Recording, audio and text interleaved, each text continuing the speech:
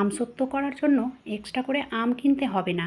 কারণ যাদের ঘরে প্রচুর পরিমাণে আম থাকে বা আমের গাছ আছে তারা অবশ্যই জানবে যে কত আম নষ্ট হয়ে থাকে। কারণ আম যদি বেশি পেকে যায় সেক্ষেত্রে কিন্তু খেতে ভালো লাগে না, তার মানে স্বাদটা আলাদা হয়ে যায়। তো আমি এখান থেকে যেগুলো বেশি পরিমাণে পেকে গেছে সেটা আমসত্ত্ব করার জন্য আলাদা করে নেব। তারপরে সেই আমগুলোকে ছিলে আর ব্লেন্ডারে পেস্ট করে নিয়েছি, ঠিক আছে। মিক্সার মেশিন যদি না থাকে সেক্ষেত্রে তোমরা হাতেও করে নিতে পারো, কোনো সমস্যা নেই। তারপরে ছেঁকে নেবে। তো আমি সেটা মানে শ্যুট করা হয়নি আর কি কোনো কারণে, তো সেটা কোনো ব্যাপার নেই, আমটাকে পেস্ট করলেই হবে। তারপরে বড় একটা বাসন নেবে আর সেটাতে এটা মোটামুটি 10 থেকে 15 মিনিট মানে ফোটাতে হবে। তার আগে দেখো মানে 5 থেকে 7 মিনিট ফুটিয়ে নেওয়ার পরে আমি এতে দিয়েছি সামান্য পরিমাণে লবণ আর দিলাম চা চামচের 3 চামচ মতো চিনি, ঠিক আছে। চিনিটা তোমরা কম বেশি করে নিতে পারো, কিন্তু আমি বেশি এই জন্য দিলাম না যে আমাদের আমটা ভীষণই মিষ্টি আর কি, খেরসাপতি আর আম্রপালি ছিল সেই কারণে। তো যাই হোক, এবারে দেখো এখানে কালারের জন্য তোমরা এক চিমটে হলুদের ব্যবহার করতে পারো কিংবা ফুড কালার দিতে পারো, ঠিক আছে।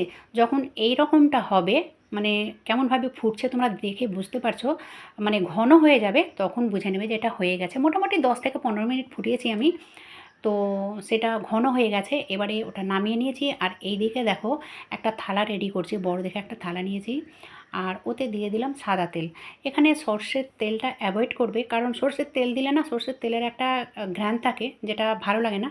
তো যাই হোক, একটুখানি সাদা তেল ব্রাশ করার মানে হচ্ছে যে এটা তোলার সময় কোনো অসুবিধা হবে না, খুব সহজে উঠে চলে আসবে।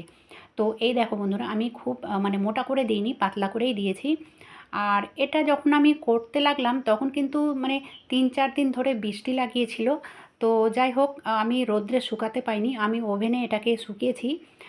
আর ওভেনে শুকিয়ে নিলেও যে খুব সহজে শুকিয়ে যায় সেটা নয়, মানে বুঝে সুঝে সেটা করতে হবে, নইলে কিন্তু পুড়ে যাবে। তো যাই হোক, আমি অনেক কষ্ট করে এটাকে শুকিয়েছি। তো আমি প্রথমে ছুরি দিয়ে এভাবে কয়েকটা মানে কাট করেছি, তারপরে এভাবে রোল করে তুলে নেব। এই দেখো, ঠিক এইভাবে তুলে নেব। এখন যেহেতু আমের সিজন আর প্রচুর পরিমাণে আম পাওয়া যাচ্ছে, আমের মানে দামটাও খুব বেশি নয়, এবার খুব সস্তায় আম যাচ্ছে। তো এইভাবে তোমরা আমসত্ত্ব তৈরি করে নিতে পারো আর অনেক দিন পর্যন্ত রেখে খেতে পারো। ভালো লাগলে লাইক, শেয়ার আর সাবস্ক্রাইব করতে একদম ভুলবে না। আজকের মতো এখানেই শেষ করলাম, ধন্যবাদ।